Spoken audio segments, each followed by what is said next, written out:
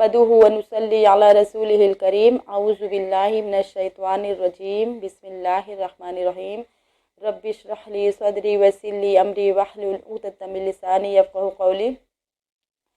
पिछली वीडियो में हमने दूसरी सिफत नमाज के बारे में सुने थे। अब ये तीसरी सिफत इल्म और ज़िक्र के बारे में सुनेंगे इंशाअल्लाह ताला। इल्म से यह चाहा जाता है कि मेरे अल्लाह इस वक्त इस हाल में मुझसे क्या चाहता है, उसकी तहकीक करना, उसको मालूम करके पूरा करना।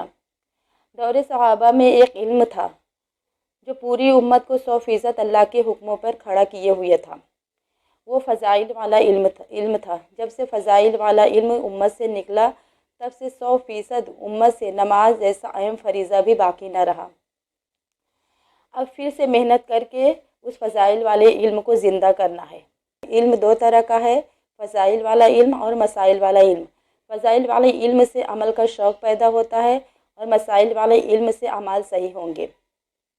उम्मत में चल फिर कर इल्म की खूब दावत दी जाए। एक हदीस पाक का खुलासा है, हुज़ूर सल्लल्लाहु अलैहि वसल्लम ने फरमाया, तमाम मुसलमान मर्द और औरत पर दीन के इतने इल्म का सीखना फ़र्ज है जिससे हलाल और हराम की तमीज़ हो सके, जायज़ नाजायज़ की पहचान हो सके।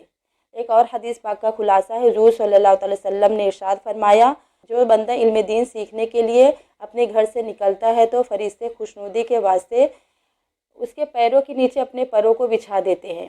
तमाम मखलूक़ात, चरिंद परिंद, जंगल के जानवर, हत्ता कि समंदर की मछलियाँ उसके लिए दुआए मग़फ़िरत करती हैं।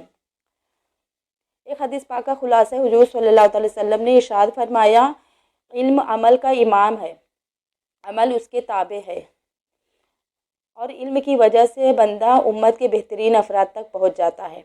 हर अमल के वक्त उसकी कीमत का पता हो, उलमाए हक़ की सोहबत इख्तियार की जाए, तन्हाई में मोतबर किताबों का मुताला किया जाए और इल्म नाफ़े को अल्लाह से दुआओं के ज़रिए अल्लाह से रो रो कर खूब मांगे। दूसरा जुज़ है ज़िक्र। ज़िक्र से ये चाहा जाता है कि हमारे अंदर अल्लाह का ध्यान पैदा हो जाए। मखलूक की मशगूली चाहे जायज़ या हलाल ही क्यों न हो, दिल पर असर ज़रूर करती है और इस असर का नाम गफलत है। इस असर को दूर करने के लिए अल्लाह के ज़िक्र की ज़रूरत होती है। हर चीज़ को साफ़ करने के लिए कोई न कोई चीज़ मौजूद होती है। जैसे बदन और कपड़े को साफ़ करने के लिए साबुन की ज़रूरत होती है और लोहे की जंग को दूर करने के लिए आग की भट्टी की ज़रूरत होती है। इसी तरीके से दिल की गफलत को दूर करने के लिए अल्लाह के ज़िक्र की ज़रूरत होती है। उम्मत में चल फिर कर ज़िक्र की खूब दावत दी जाए। हुज़ूर सल्लल्लाहु अलैहि वसल्लम का इरशाद है, जन्नत में जाने के बाद अहले जन्नत को किसी भी चीज़ का कल्क और अफसोस ना होगा बजुज़ उस घड़ी के जो दुनिया में अल्लाह के ज़िक्र के बगैर गुजर गई हो। एक और हदीस पाक का खुलासा है, हुज़ूर सल्लल्लाहु अलैहि वसल्लम का इरशाद है, अल्लाह के ज़िक्र से बढ़कर किसी आदमी को उसका कोई भी अमल अज़ाब क़ब्र से निजात दिलाने वाला नहीं है।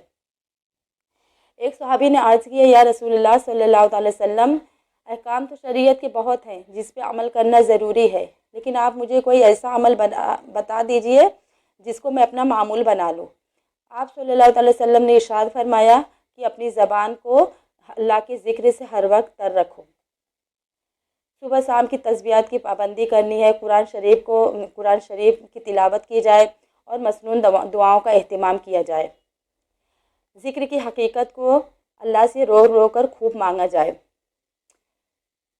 तो अल्लाह पाक से दुआ है कि अल्लाह पाक जो हमने सुने हैं उस पर अमल की नीयत से सुनेंगे। अल्लाह हमको इल्म नाफ़े अता करे और हमारी ज़बान हर वक्त अल्लाह के ज़िक्र से तर रहे। इंशाअल्लाह ताला अगला मौज़ू हमारा होगा 6 सिफ़ात में से चौथी सिफ़ात का, इकराम मुस्लिम का ज़िक्र करेंगे इंशाअल्लाह ताला। जब तक के लिए अस्सलामु अलैकुम व रहमतुल्लाहि व बरकातुहू।